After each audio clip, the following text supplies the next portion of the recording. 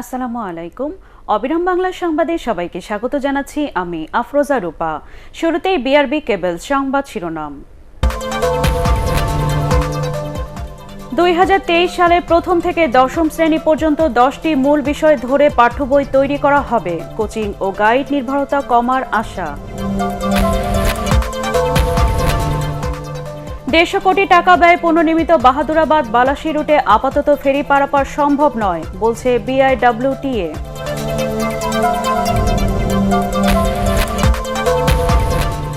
গোপালগঞ্জে বিএনপি নেতা রুহুল কবির রিজভীর বিরুদ্ধে গ্রেফতারি পরোয়ানা জারি।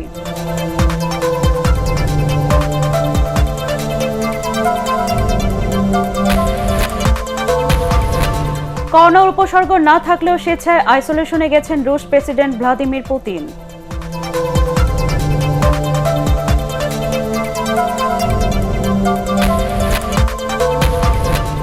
এবং চ্যাম্পিয়ন্স লিগে বায়ার্ন মিউনিখের কাছে হারল বার্সেলোনা, ম্যানচেস্টার ইউনাইটেডকে হারালো ইয়ং বয়েজ।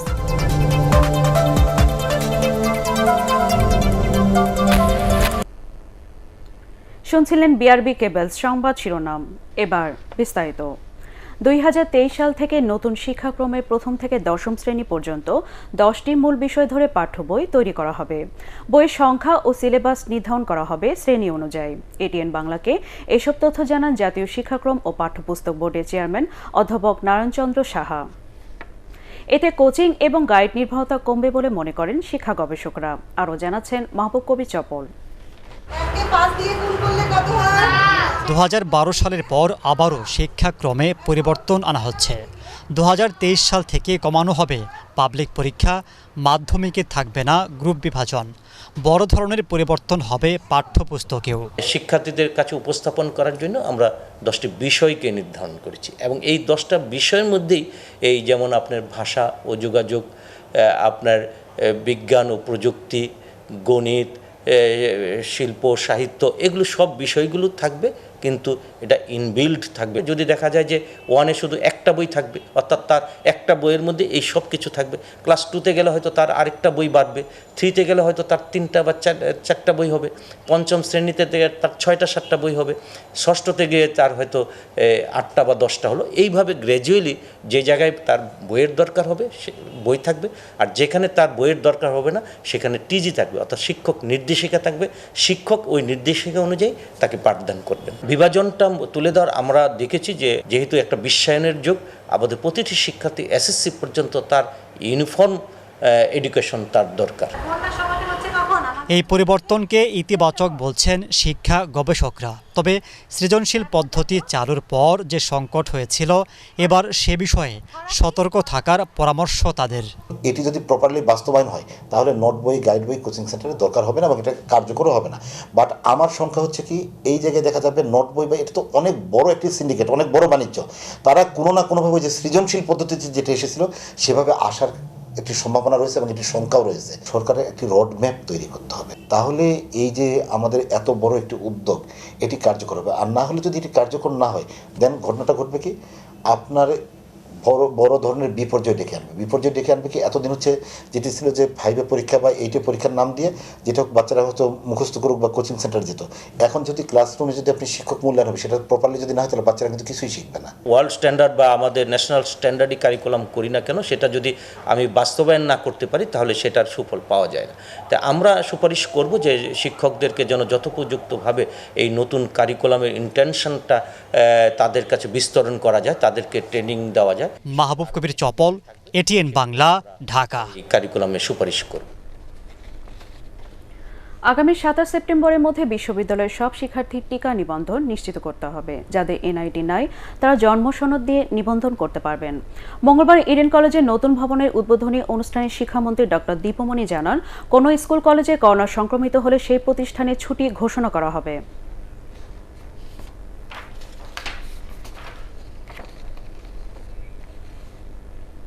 অন্ততপক্ষে ফার্স্ট ডোজটি একটা বিরাট সংখ্যককে দিয়ে নিতে পারবো, এমন নয় যে একেবারে প্রত্যেকের দিলে তারপরে খোলা যাবে, কিন্তু একটা মোটামুটি ভালো সংখ্যক একটা দিলে তারপরে উপাচার্য মহোদয়রা হয়তো একটা স্বস্তি বোধ করবেন, খুলে দেবার মতো একটা অবস্থা তারা পৌঁছতে পারবেন। আমরা আশা করছি যে আগামী হয়তো এই 27শে সেপ্টেম্বরের মধ্যে সকল শিক্ষার্থী, বিশ্ববিদ্যালয় শিক্ষার্থী যারা এখনো রেজিস্টার করেননি তারা রেজিস্টার করবেন।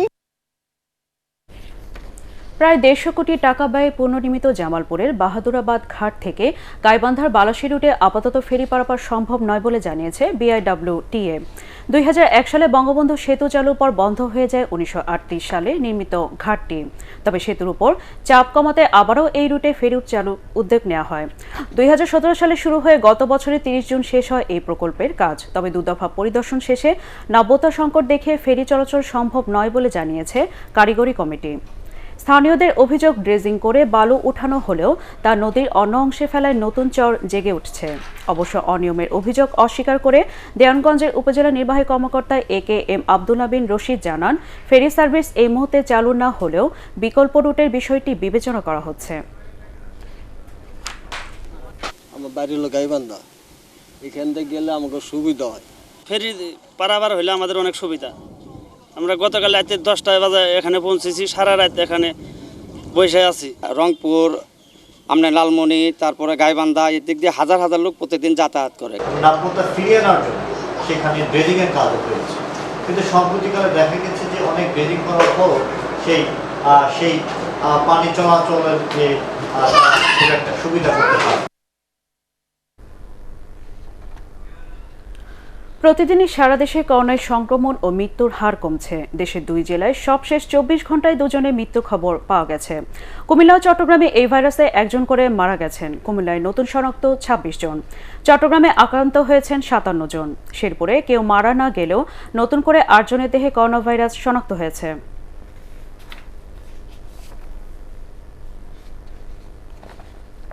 গোপালগঞ্জে বিএনপির সিনিয়র যুগ্ম মহাসচিব রুহুল কবির রিজভীর বিরুদ্ধে গ্রেপ্তারি পরোয়ানা জারি করা হয়েছে। 2019 সালে গোপালগঞ্জের সরকারি কৌশলে দেলোয়ার হোসেনের দায়ের করা মামলায় জেলার সিনিয়র জুডিশিয়াল ম্যাজিস্ট্রেট আদালতের বিচারক শরীফুর রহমান এই গ্রেফতারি পরোয়ানা জারি করে। মামলার বিবরণে জানা যায়, 2018 সালের 24 ডিসেম্বর সংবাদ সম্মেলনে প্রধানমন্ত্রী শেখ হাসিনা ও আওয়ামী লীগের 21 নেতাকর্মী সহ মামলার বাদী এবং তার বাবাকে পাকিস্তানি দোসর ও যুদ্ধাপরাধী হিসেবে উল্লেখ করেন রিজভী। এই প্রেক্ষিতে তাকে সহ আরও 2 জনকে আসামি করে মামলা দায়ের করা হয়। পরবর্তীতে সিআইডির তদন্ত প্রতিবেদনের প্রেক্ষিতে অন্য 2 আসামিকে বাদ দিয়ে রুহুল কবির রিজভীর বিরুদ্ধে সমন জারি করা হয়। তবে সমনে হাজির না হওয়ায় মঙ্গলবার তার বিরুদ্ধে গ্রেফতারি পরোয়ানা জারি করে আদালত।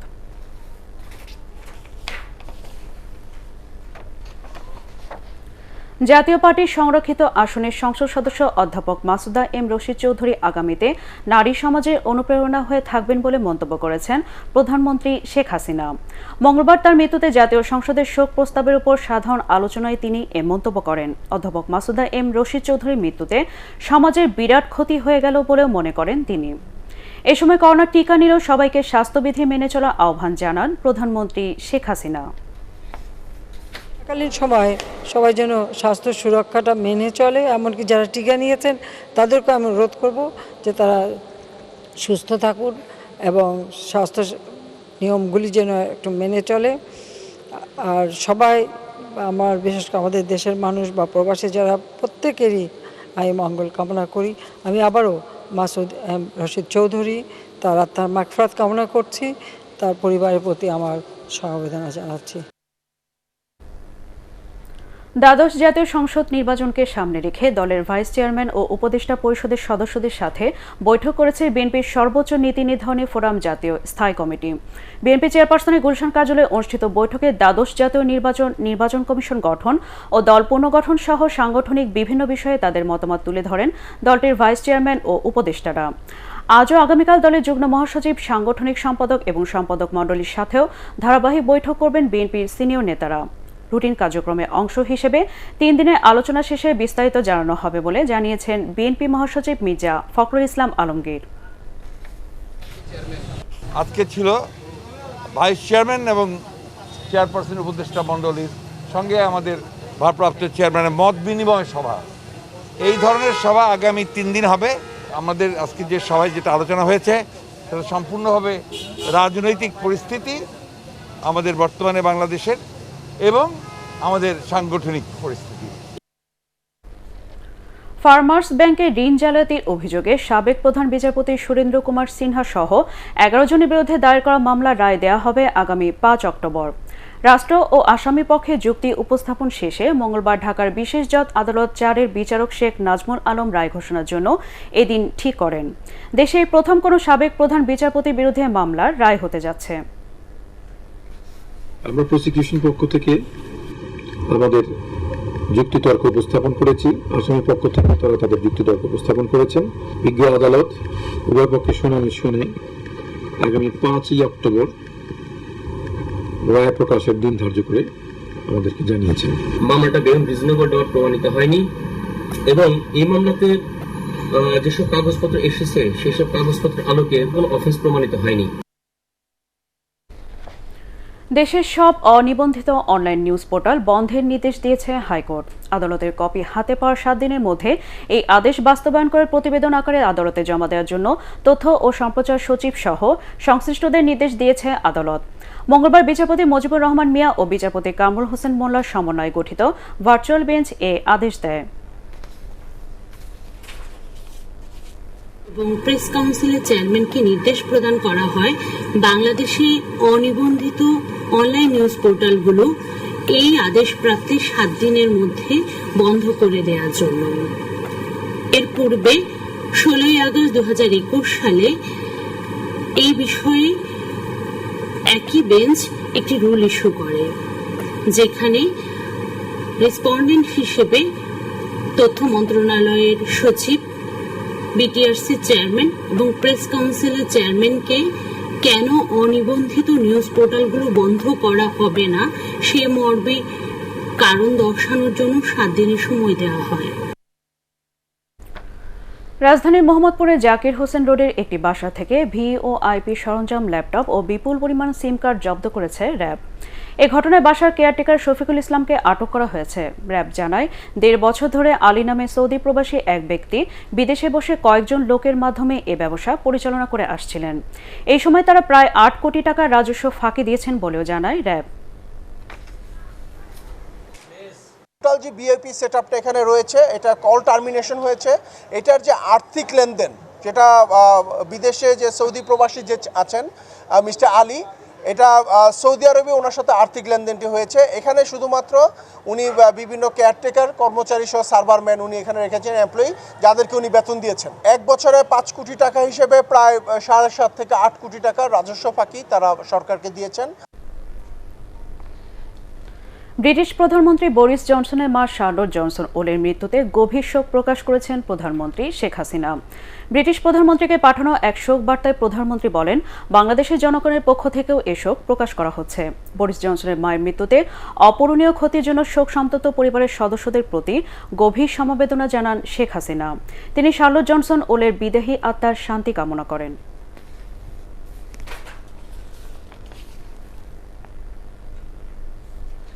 এবার রাশিয়া প্রসঙ্গ। করোনা ভাইরাসের কোনো উপসর্গ না থাকলেও স্বেচ্ছায় আইসোলেশনে গেছেন রুশ প্রেসিডেন্ট ভ্লাদিমির পুতিন। সম্প্রতি তার সফর সঙ্গীদের বেশ কয়েকজন করোনা আক্রান্ত হওয়ার পরে এই সিদ্ধান্ত নেন তিনি। আর তাই চলতি সপ্তাহে আঞ্চলিক নিরাপত্তা বৈঠকের জন্য তাজিকিস্তান সফর বাতিল করেছেন রুশ প্রেসিডেন্ট। ভিডিও কনফারেন্সের মাধ্যমে এই সম্মেলনে অংশ নেবেন ভ্লাদিমির পুতিন। সোমবার ক্রেমলিনে সিরিয়ার প্রেসিডেন্ট বাশার আল আসাদ ও রাশিয়ার প্যারা অলিম্পিয়ানদের সাথে দেখা করেন রুশ প্রেসিডেন্ট। তারপর চিকিৎসকদের সঙ্গে পরামর্শ করে পুতিন নিজেকে আলাদা করার সিদ্ধান্ত নেন। বেলারুশের সঙ্গে যৌথ সামরিক মহড়া পর্যবেক্ষণ করতে সেদিন পশ্চিম রাশিয়াতেও গিয়েছিলেন তিনি। দেশটিতে করোনার টিকা নেওয়ার অনীহা বেড়ে যাওয়ায় 3য় ঢেউয়ের আশঙ্কা করছে রাশিয়া।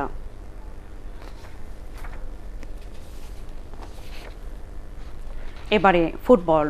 উয়েফা চ্যাম্পিয়ন্স লিগে 2 জায়ান্টের লড়াইয়ে বার্সেলোনাকে 3-0 গোলে হারিয়েছে বায়ার্ন মিউনিখ। আর ইয়ং বয়েজের কাছে 2-1 গোলে হেরেছে ক্রিস্টিয়ানো রোনালদো নির্ভর ম্যানচেস্টার ইউনাইটেড। জেনিথকে 1-0 গোলে হারিয়ে ইউরোপ সেরা শ্রেষ্ঠত্ব ধরে রাখার মিশন শুরু করেছে চেলসি। মালমোর বিপক্ষে 3-0 গোলের সহজ জয় পেয়েছে জুভেন্টাস। SM আশরাফের report. এবার আরেকটি লজ্জার রেকর্ডে মাথা নুয়ে গেল বার্সেলোনার।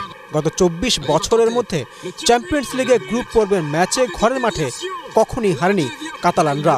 রোনাল্ড কোমেনের দল বেদনার ইতিহাস গড়েছে আরও একটি।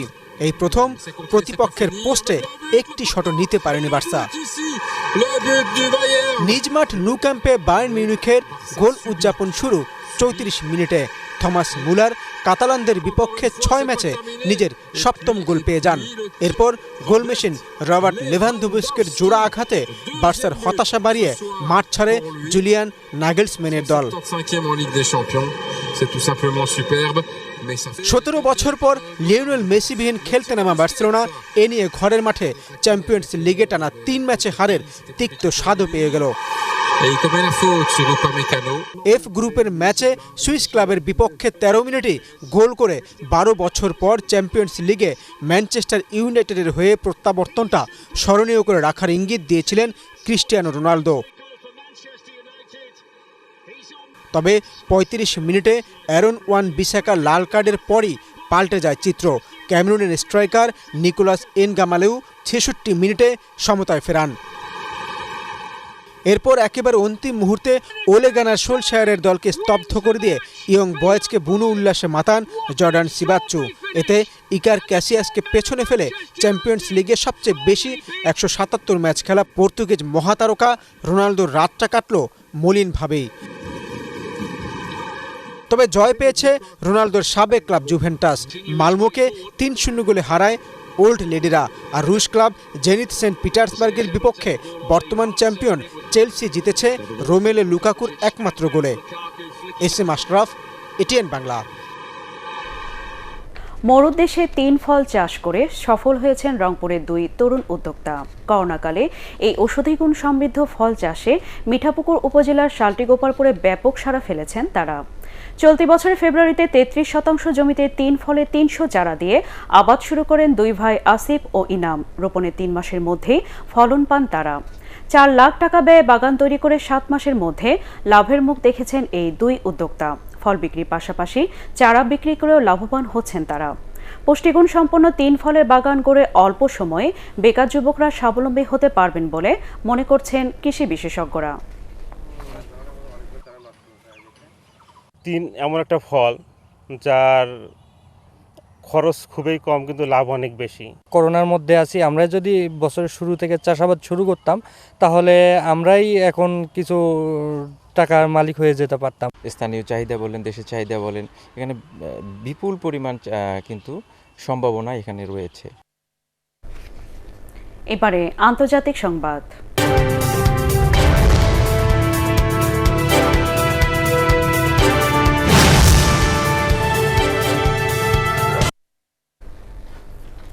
পাকিস্তানের সাথে সম্পর্কের ব্যাপারে যুক্তরাষ্ট্র নতুন করে চিন্তা করবে বলে জানিয়েছেন মার্কিন পররাষ্ট্রমন্ত্রী অ্যান্টনি ব্লিংকেন।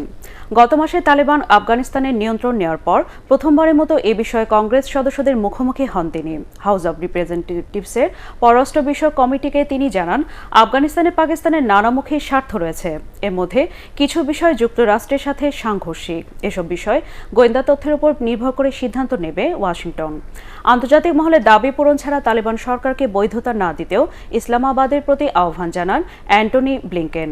তালেবানের কাছে আন্তর্জাতিক সম্প্রদায়ের চাওয়া সম্পর্কে তিনি বলেন, যেসব ব্যক্তি আফগানিস্তান ছাড়তে চান তাদের নিরাপদে বের হয়ে আসা নিশ্চিত করতে হবে। উয়েফা চ্যাম্পিয়ন্স লিগে রাতে ক্লাব ব্রুগের বিপক্ষে মাঠে নামবে প্যারিস সেন্ট জার্মেই। বেলজিয়ামের ক্লাবটির বিপক্ষে প্রথম একাদশে নেইমার ও কিলিয়ান এমবাপ্পের সাথে আর্জেন্টাইন অধিনায়ক লিওনেল মেসিকে খেলানোর আভাস দিয়েছেন পিএসজি কোচ মরিসিও পচেত্তিনো। এই প্রথম চ্যাম্পিয়ন্স লিগে বার্সেলোনা বাদে অন্য দলের হয়ে মাঠে নামতে যাচ্ছেন ক্লাব ইতিহাসের সেরা ফুটবলার লিওনেল মেসি। তবে অ্যাঙ্গেল ডি মারিয়াকে পাবে না ফরাসি ক্লাবটি। গত মৌসুমে ম্যানচেস্টার সিটির বিপক্ষে লাল কার্ড দেখেছিলেন তিনি। এছাড়াও দলে নেই সার্জিও রামোস এবং মার্কো ভেরাত্তি। রাত 1টায় শুরু হবে ম্যাচটি। অন্য ম্যাচে ম্যানচেস্টার সিটি খেলবে আরবি লাইপজিগের বিপক্ষে, আর এসি মিলানের মুখোমুখি হবে লিভারপুল। শেষ করার আগে বিআরবি কেবলস সংবাদ শিরোনাম আরেকবার। 2023 সালের প্রথম থেকে 10ম শ্রেণী পর্যন্ত 10টি মূল বিষয় ধরে পাঠ্য বই তৈরি করা হবে। কোচিং ও গাইড নির্ভরতা কমার আশা।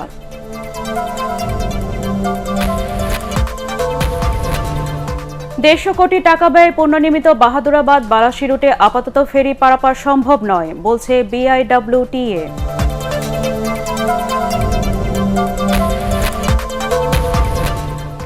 গোপালগঞ্জে বিএনপি নেতা রুহুল কবির রিজভীর বিরুদ্ধে গ্রেফতারি পরোয়ানা জারি।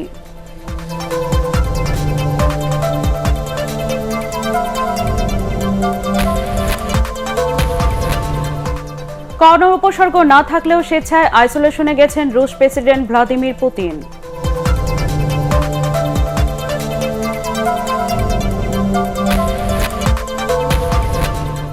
এবং চ্যাম্পিয়ন্স লিগে বায়ার্ন মিউনিখের কাছে হারল বার্সেলোনা, ম্যানচেস্টার ইউনাইটেডকে হারালো ইয়ং বয়েজ।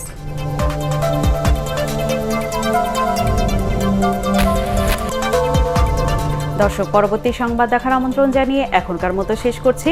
করোনা ভাইরাস থেকে নিজেকে সুরক্ষিত রাখতে মাস্ক পরুন, বারবার হাত পরিষ্কার করুন।